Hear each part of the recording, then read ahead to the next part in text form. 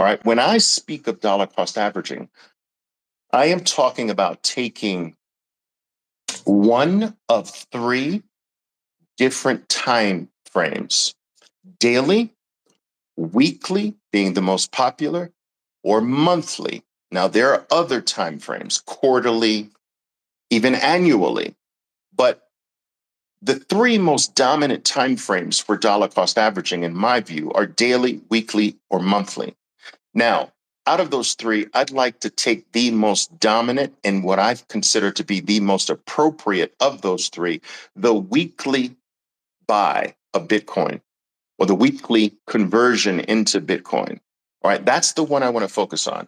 When I speak of dollar cost averaging, I am talking about taking a specific portion, either a single dollar amount, a set dollar amount of the income that you make do living your life, providing value for the world, whatever you do to provide value to your fellow man, to provide value to human society, whatever you do to earn an income for delivering value to the world, you are to take it. You are either going to take a specific dollar amount of that income or a specific percentage of that income every single week, and you're going to convert it into Bitcoin.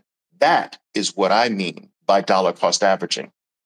When I speak, when every single time that I mention dollar cost averaging here on X, or in any medium for that matter, that is what is in my mind: a weekly conversion of a specific dollar amount, like $100 or $50 a week, whatever the number is. You're going to stick to that number, and every single week, your purpose is singular in nature. It is simply to get more Bitcoin every single week of your life.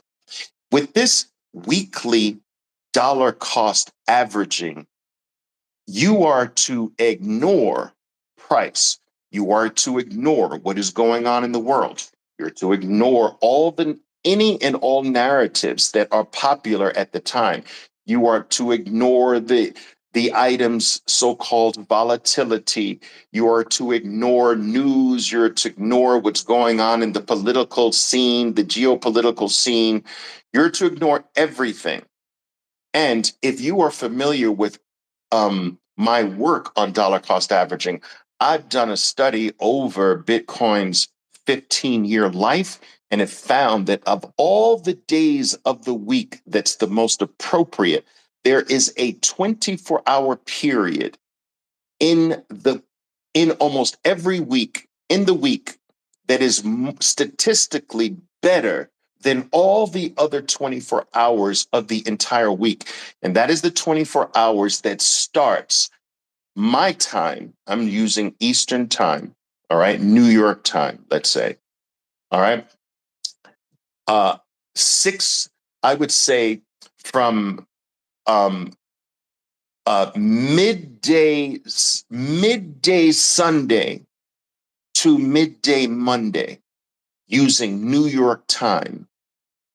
Now, I've done studies on this, and while it is not perfect, anyone who has been following this weekly dollar cost averaging using that 24-hour period, Sunday afternoon to Monday afternoon, they have statistically come out with more Bitcoin than if they did a Tuesday, if they did a Thursday, a Wednesday, a Saturday, a Friday, or what have you.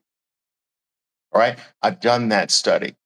All right. And if anyone has been following that, they can attest to the fact that it's pretty damn good.